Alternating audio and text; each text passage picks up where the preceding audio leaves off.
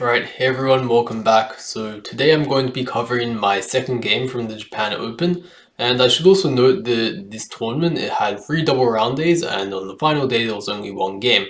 So this was the first of the double round days, and already, as you might have saw from my first game recap, I was already kind of a bit tired, and so heading into this game I didn't really do any preparation. I just kind of was like, you know what, my opponent's a lot more rated, I should just be able to improvise out of the opening and do fine. So anyway, the game began with e4, c6, d4, d5, e5. And I should also note I played this guy once, back in like 2017, all the way back like when I first came back to Japan, and I played my first tournament here. And what I learned from that game is my opponent, he's a bit of a time travel addict, which means that pretty much in all the games I've seen him play, he's always low on time. But that factor also kind of influenced my choice of opening a little bit, and not really to do with the Caro-Kann, since that's what I basically always play against e4. More so after knight 3, e6, bishop e2, we enter the short variation, which is definitely, in my opinion, the most critical line against Caro-Kann these days. And there's a bunch of stuff black can do. They can play like c5 immediately, they can play knight d7 or knight e7. There's a bunch of stuff they can do, but what I played was knight e7 here. And my idea was after castles, there's some, like, once again, a bunch of different things we can do. There's like at least 4 or 5 different moves, I guess. But what I played was knight g6, which is this really rare move, which I've been playing a bit over the last few years. I've had some success with it. I managed to beat an Italian IM a couple years ago. Maybe it was only like 2 years ago, I guess now. But anyways, so I'm pretty familiar with this line, and I figured that my opponent probably wouldn't, which would kind of play into my hands quite well, because I know that, well, in general, he already is not so good with time management, and entering into this line where he probably doesn't know what he's doing is also going to kind of like further worsen his condition, I guess. And already here, it's not that simple. Like, I've had some decently strong players in this position play like knight bd2, but the problem here is this cuts the bishop off, and already I can make great use of my knight and put it on f4, and I win this bishop right here, and I'm going to get the bishop here, and already black has a slight advantage, I'd say, which is not something you often get so early on the opening of black. My opponent played bishop e3 instead, and I think this is where I should explain the main idea of why I put my knight in g6, because in general, you don't really want your knight in g6 in this kind of structure, because for one thing, it's not really doing much here. For another thing, it's kind of blocking in the bishop and making it kind of awkwardly placed there. So the main idea, however, is after knight d7, knight bd2, which my opponent played in the game, we can play f6. And all of a sudden we're putting a lot of pressure on its e5 pawn, and it makes it difficult for white to maintain that pawn here. So my opponent in the game, he took the pawn, and I recaptured my queen. And I should also note, I don't really want to play like knight takes, because then that loosens control over the e5 square, which is one of the really vital squares to control in this opening line. So I played queen takes. And also I should note, back on this move, there was another really interesting move here, knight e1, and this is a very typical idea for white in this line to try and exploit our bishop's placement here by playing g4, and let's say if I still try and go f6, after g4, bishop e4, f3, and the bishop is trapped. So instead, what I can do, however, though, is after knight e1, I can stop g4, like, very simply with h5. And if they play g4 now, I'll just take it. But you might be wondering, well, if they take this pawn. And the answer is that now I can play queen h4, and if they try to move this bishop to defend it, well then, like, say if they take, I just mate them. So they can't do that, and kind of maybe their only move here is like g4, then I just take it, and if they take it like this, once again there's mate. So they have to swap queens off here, but then we get this ending where black is just simply much better for multiple reasons with trade-off on light squared bishops. White has this weak pawn here. In general, their pawn structure isn't so good, while black's is a lot more compact. So yeah, this very positive position here. So instead of knight e1, knight b2 happened. We had f6, we had this. My opponent already, by the time he played this move bishop g5, I'm looking at my score sheet right now, he was already down 64 minutes, which is quite significant. And he spent like 10 minutes on this move itself. And then his next move, he spent another 10 minutes, knight h4, which is kind of the move you have to play if you play bishop g5, because otherwise it's like you just spent like one move just to put your bishop here, where it doesn't honestly do that much. Because say if you just play a move like, I don't know, c3, then I'm just going to kick your bishop away probably with like h6, and then I'll continue my development with bishop d6, and I hope to play e5 pretty soon. So yeah, he definitely should have, like, if he committed to bishop g5 already, he should play a lot more quickly, like knight h4. And this idea I wasn't too familiar with, I have to admit, but it's actually been played a couple of times at like the GM level, so it can't be too bad, right? And essentially what this move does is it attacks these two pieces, and more importantly my bishop here though, and I felt that I didn't really want to give up my knight square bishop since it's such an important piece, I felt. But apparently what a lot of people have been doing here, and what's been the most played move, is bishop d6. And what they're apparently doing is just laying white take here. But things aren't as simple as I thought they were, actually, because I missed we actually have this move e takes f5 instead of taking the queen, and white has to be quite careful, actually. Like, say they play with like c4, we can actually just play h6 and then win the bishop like this. So yeah, it's not that straightforward. But apparently what white's doing here is they go like bishop h5, which looks really weird because it's like the bishop is not really creating any like direct threat. But apparently the point here is that this pin is just really annoying, and yeah. So I don't understand that kind of variation that well, but what I played in the game also wasn't too bad, and it was just a lot more simple with knight takes h4. However, this also does run the sort of strategic risk that I'm not exactly solving my problems here regarding the e5 square, which is a bit weak. And after this bishop d6, c4, c4 is an important move, because say my opponent plays c3 and he just like plays moves like this, then I can play e5 and I'm making like my ideal break in the center, and I'm doing pretty well here. But when they play c4, it becomes a lot more difficult for me to play e5, because say after like castles, he plays rook e1. We actually got this position after castles in the game here. He didn't play rook e1, but let's say hypothetically he does this. It's a lot more difficult for me to really play e5 because of the pressure applied on this pawn here. So say after like takes, for one thing I can't take like this because then there's bishop c4 and he wins the queen, which is not something that I would like to allow. So I'd probably like take back like this. Maybe this is not bad, I'm not too sure. But for instructive purposes, let's say c takes d5, takes, and now I'm kind of stuck with this isolated pawn, which I'm not sure has that much dynamic potential, and to me it just seems a bit more of like a weakness, and it just doesn't seem that clear how I'm going to create an attack in this position. So I feel like this is something in general that I don't want to go into, but maybe I have to look into this more, maybe I'm missing something. So for that reason, c4 is kind of an important move compared to like playing something more passive like c3.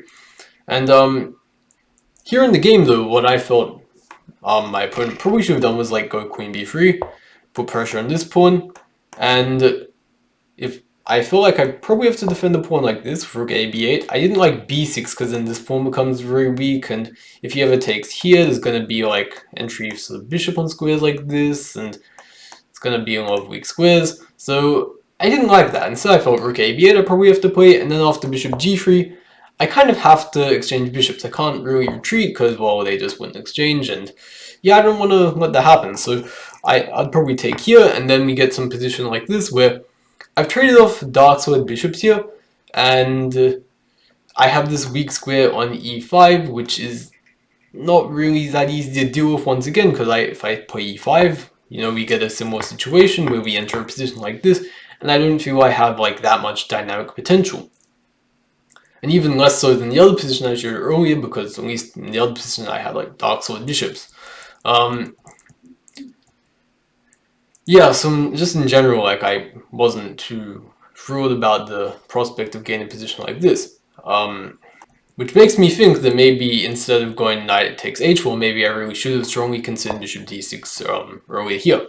But that's, you know, I still think what I did in the game, it's not too bad, but, you know, it is what it is at this point. And my opponent, surprisingly though, he didn't enter with queen b3, he played knight f3. And immediately I noticed that this knight here is not protecting the c4 pawn anymore.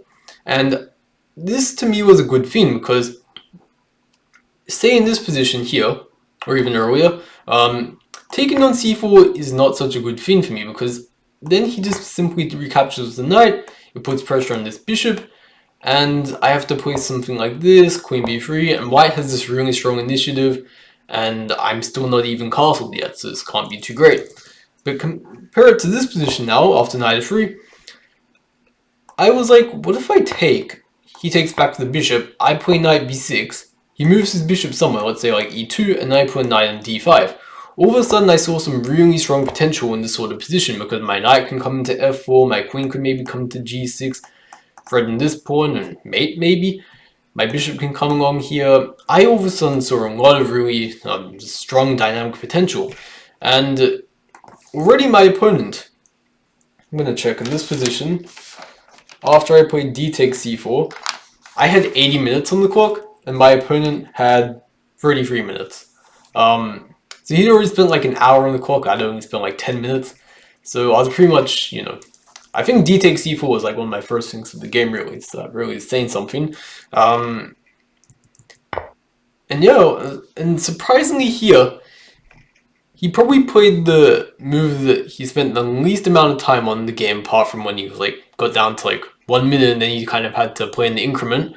But this move was also like very concrete in nature and is not something that you would just blitz out instantly. But that's kind of what he did here. He played knight g5, which honestly makes no sense, because after queen g6, his bishop still is attacked and needs to move somewhere. He's not just winning the pawn outright on e6 or anything.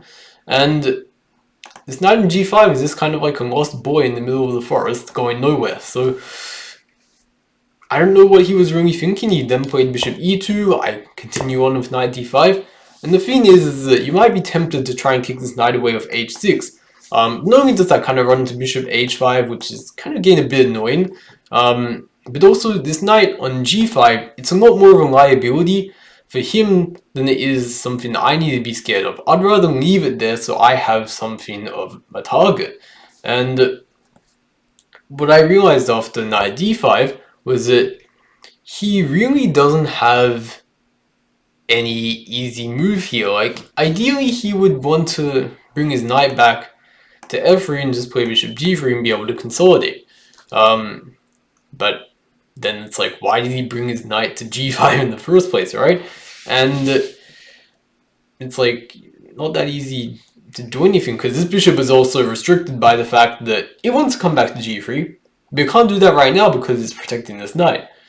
And so you might be wondering what's wrong with knight f3 then. And this is actually what he played in the game, and by the time he played this, he went from like 20 minutes down to like 1 minute. Sorry, 10 minutes down to 1 minute. And the problem here is that if you want to try and find just a strong continuation for black, look like 3 or 4 moves deep, I'll give you a chance to do that right now, but the point here is I can play knight f4. And after bishop g3, I can take with check, takes, and I get bishop d3. And after a bunch of those exchanges, now there's this, what do we call this, a skewer? I forget. But he goes like queen e3, and I take, and the dust is settled, and now it's clear that black is just an exchange up, and white doesn't really have any real compensation. Sure, they kind of have this weak e6 pawn to latch onto, but this isn't enough. They also kind of have this weak square here, but yeah, it's that kind of thing that's very superficial, and it's not really enough to kind of have any real compensation. So I just continued on here with rook a8, and I should also note back in this position, there was some other stuff that I was kind of considering, like, for example, here I was sort of considering g3 to prepare the knight coming back here, so that knight f4 wouldn't hit this pawn with maiden threat. But intuitively I knew that something like this couldn't be too serious, because I'm like, yeah, you can do this, but you're also putting this bishop on a very awkward situation where I might just be able to trap with h6 and g5 later on. Not to mention you're weakening a bunch of the light squares around the king like this. So I was like, yeah, good luck for that. And I also had to calculate some like concrete line with bishop h5, queen h6, and I was like, okay, sure, you attacked my queen with like one tempo, but I'm threatening knight f4 next. None of these pieces can really move, which is rather amusing. And I was like calculating some concrete line here with like g4, bishop g6, knight takes e6, just to make sure I wasn't like screwing up and that I really was winning here. And I calculated after bishop takes h5, knight takes f8, not rook takes f8. When after g takes h5, white has like bishop g3 coming next, and he's actually sort of solid here. But I can just simply play bishop f7, and now the knight and bishop are both under attack, and I'm going to be winning 2 pieces for the rook here, and I just have a very easily winning position. So yeah, instead we got knight f3 though, and I got this winning position. But it did take some work to convert here. But it was nothing too difficult really. I was just kind of shuffling around a bit, and eventually stuff kind of worked out. So we played rook e1 here, and I had to be a bit careful though, which I really wasn't. I kind of played a bit too quickly here. I played rook d6. And if you see a move, I suggest you to try and find a move for white here, which is rather simple, but I kind of just missed it in the game. It was that white has queen a3, attacks this rook and this pawn, and I'm going to be losing the pawn, which, I mean, there's no real excuse for that, right? It's like, if I just played rook at f8 instead here, white doesn't have anything like that, since the rook wouldn't be loose here. And now I can think about maybe putting the rook here, but probably putting a more like active square like d5 next, and yeah, I'm doing well. But instead of my opponent, he first played queen b3. And again, remember, he's like down to a minute on the clock. He doesn't have time to think, he just has to play moves. And I played queen f7, and now he tried playing queen a3. But the problem here is that now I can play a very strong move, rook takes d4, exploiting the fact that my queen is a lot better placed on f7 compared to the other variation, because now if he takes my rook, I can take here with check, and I win the rook here. And I'm just up in exchange, plus a bunch of pawns. And maybe I'm even threatening like mate next, so that's always nice. And pretty much here he was like, okay, I'll just win the pawn on a7 anyway, but now I just have a much better version of the other variation, since the d4 pawn is missing, and I'm probably going to be pushing my e pawn eventually, and the rest of the game was rather, well, not too difficult. I played queen f5 now, very nice move after g4. He gained the tempo on my queen could slide in with c2, and I'm running the trade rooks here, so he played rook e2. The drawback of this, however, was it allowed me queen b1 check and winning his a2 pawn, and now not only am I in exchange up, but I have an extra pawn to boot as well. And he tried to be a bit tricky here and infiltrate my camp here with moves like queen d7 or taking on b7. And I had to be a little bit careful, because I was like, do I play queen a6 here? And then fork these 2 pieces and force them to move back like this. But then I realized he doesn't actually have to move back here. He can just throw the troop on with queen c7. And I can't take this rook now, because after queen f7 I'd actually be bonding mate. Never too late to bond the mate, guys. So instead here, what I did was queen a5 though. And now queen c7 of course is not possible, unless he wants to give his queen away for free, which is always nice. And he can't take on b7, because then I just take the knight, because my queen's queen pressure on this rank.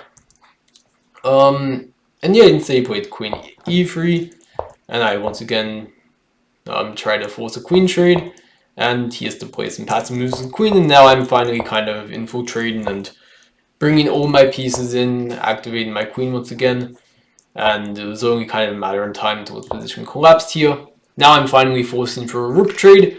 He can't avoid it, because like say he goes here, now I'm taking here, and so he finally made the rook trade. This pawn's under attack, this pawn's under attack. Position's just kind of game over at this point. He tried playing f3. And I'm not even taking this pawn here. I'm just playing queen e5, going straight after this knight, and there's no way he can defend it, unfortunately. So he played knight 3, and after queen e3 check, I'm forking the king and knight, so he just finally resigned here. So all in all, a very pleasant game for me. I felt like I took him off guard straight from the opening. He wasn't at all familiar with this line. He gave me a very pleasant position. Like after this, with knight f3, and I was able to use this nice idea of d takes c4 and knight b6 and putting my knight on d5. And really, it all kind of came down to really this one very careless move here, knight g5. And this is kind of the thing here. It's like he spent all this time on moves which he really didn't need to spend that much time on, like playing moves like bishop g5 and knight h4. It's like this kind of stuff you should be banging out in like 5 minutes or something at most. And then when it really came down to stuff, it's like if at this moment, if he really was to try and calculate something like this, he should have spent a lot more than just 3 minutes, right? But he did, and that really cost him the game ultimately. Although that's not to say that he would have, the result would have been different had he played knight e2, bishop e2 and gone to knight d5. But at the very least, he would have had, better chances. But anyways, I hope you guys enjoyed this analysis, and I'll be coming out with the round 3 analysis pretty soon. But if you enjoyed this video, please leave a like and subscribe to the channel for more content like this. Anyways, see you next time.